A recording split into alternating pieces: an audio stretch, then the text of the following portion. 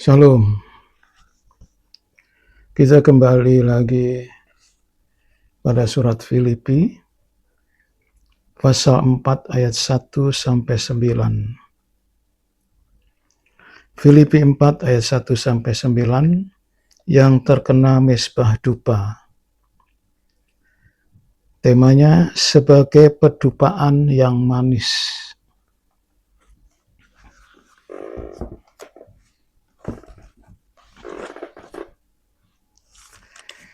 Filipi pasal 1,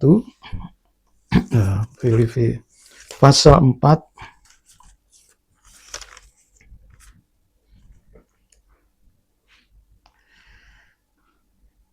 ayat 1 sampai 3.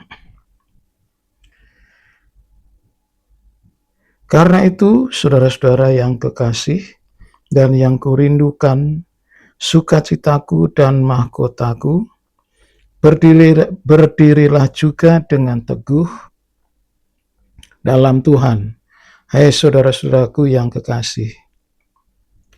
Euodia kunasihati dan Sintike kunasihati, supaya sehati sepikir dalam Tuhan. Bahkan ku minta kepadamu juga, Sunsugos temanku yang setia, tolonglah mereka, karena mereka telah berjuang dengan aku dalam pekabaran Injil, bersama-sama dengan Clemens dan kawan-kawanku sekerja yang lain, yang nama-namanya tercantum dalam kitab kehidupan.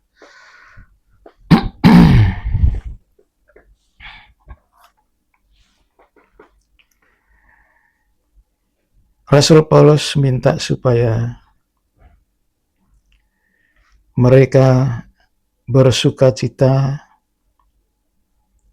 berdiri teguh. Berdiri teguh ini dipesankan kepada beberapa jemaat juga. Rupanya Rasul Paulus itu menghendaki supaya jemaat itu berdiri teguh, terutama dalam pengajaran, supaya tidak goyah.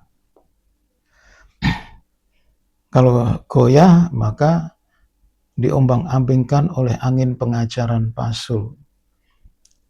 Nah, kalau orang diombang-ambingkan oleh pengajaran sesat, pengajaran palsu, maka rohaninya itu tidak fokus, sehingga tidak mencapai sasaran, yaitu kehidupan yang teguh. Teguh imannya, teguh pengharapannya, teguh kasihnya. Padahal itulah yang menolong mereka untuk bisa bertahan menghadapi segala rintangan. Dan rupanya mereka menghadapi rintangan itu tidak seperti yang kita bayangkan, ya. Contohnya jemaat Filipi ini menghadapi ekonomi karena tanahnya gersang. Itu sebuah pergumulan sendiri. Sudah begitu, mereka menghadapi intimidasi dari kawan sebangsanya dan bangsa Yahudi yang tidak senang mereka menerima Injil. Nah, itu berakumulasi sehingga mereka itu secara jasmani itu kesulitan. Dan ini juga yang membuat Rasul Paulus itu was-was meninggalkan mereka. Itu sebabnya kalau mereka ditinggal, dia kirim orang untuk memantau keadaannya. Jadi pergumulan mereka sangat berat. Nah, untuk itu berdiri teguh ini diperlukan. Lantas Di sini disebut beberapa nama hamba Tuhan. Nah, di antara mereka, supaya sehati sepikir. Nah, sehati sepikir ini yaitu sepikiran dengan Kristus. Jadi sehati sepikir itu bukan tanpa contoh begitu, tanpa model siapa, pikiran siapa. Nah ini. Filipi pasal 2 ayat 5, hendaklah kamu dalam hidupmu bersama menaruh pikiran dan perasaan yang terdapat juga dalam Kristus Yesus. Pikiran Kristus itu, dia menolong manusia. Walaupun dia dalam kedudukannya setara dengan Allah, tidak dipertahankan. Dia rela mengosongkan diri, datang ke dunia, dan menjadi sama dengan manusia. Nah, setelah itu, sampai dia rela disengsara, sampai mati, namun bangkit pada hari yang ketiga, dan selanjutnya dia naik ke surga. Itu pikiran yang harus kita pikirkan. Jadi supaya mereka seragam begitu. Ada satu lagi, yaitu Roma pasal 8,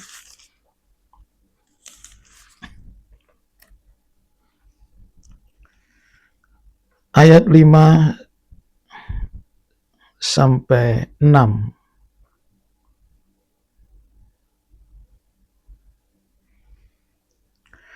Sebab mereka yang hidup menurut daging memikirkan hal-hal yang dari daging. Mereka yang hidup menurut roh memikirkan hal-hal yang dari roh. Karena pemikiran daging adalah maut, tetapi pemikiran roh adalah hidup dan damai sejahtera. Pemikiran roh ini yang juga menjadi tolok ukur dari pemikiran kita. Jangan hanya memikirkan perkara-perkara daging saja, tetapi pemikiran roh, yaitu Roh Kudus, adalah hidup dan damai sejahtera. Jadi hidup dan damai sejahtera ini, hidup itu hidup kekal, bukan hidup dalam dunia ini. Jadi pemikiran roh itu jauh ke depan, hidup kekal dan damai sejahtera. Nah, jadi sehati sepikir itu ada ukurannya. Nah, tabernakel itu kan yang terkenalkan ukurannya. Maka ukurannya harus persis, yaitu sehati sepikir. Lantas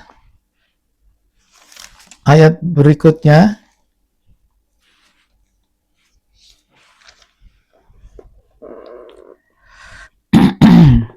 yaitu tolong menolong. Lantas mereka itu nama-namanya tercantum dalam kitab kehidupan. Tadi Filipi pasal 2 sudah. Sekarang Kisah Rasul pasal 4.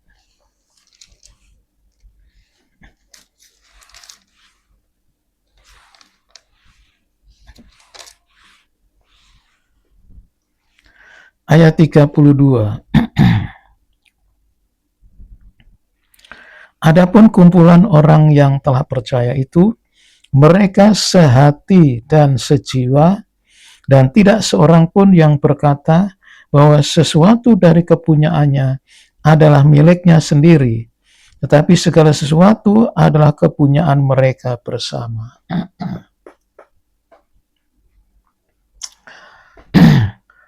Perkara jasmani itu kalau sudah kita sehati sepikir, sejiwa bahkan, maka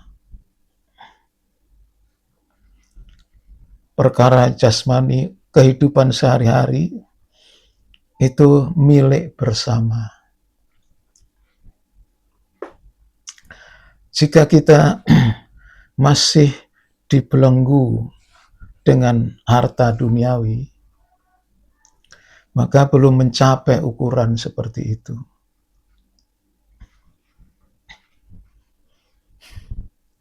Apalagi kalau manusia dikuasai oleh perkara jasmani,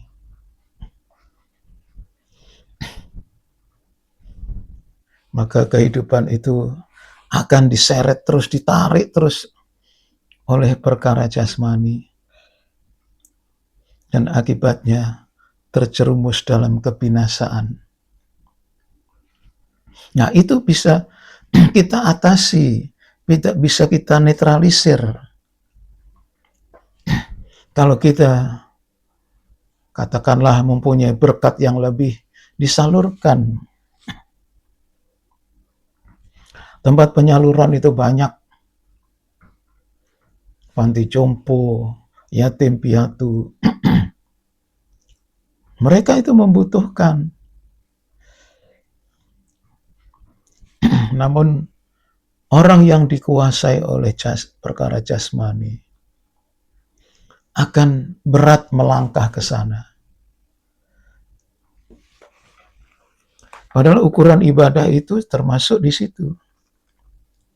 Suratan Yakobus coba kita baca.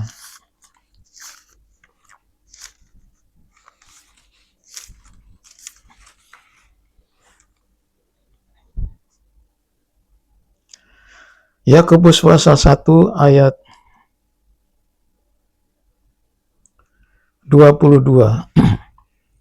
Ibadah yang murni, yang suci, dan yang tak bercacat di hadapan Allah Bapa kita ialah mengunjungi yatim piatu dan janda-janda dalam kesusahan mereka dan menjaga supaya dirinya sendiri tidak dicemarkan oleh dunia.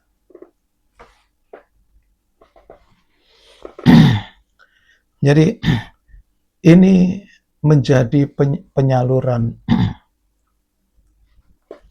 Dan kalau saudara melangkah ke sana, tentu berkat jasmani itu ditambahkan lagi oleh Tuhan.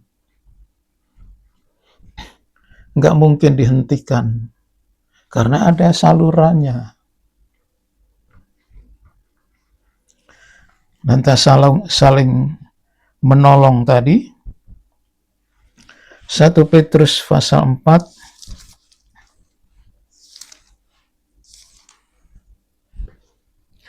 ayat 9.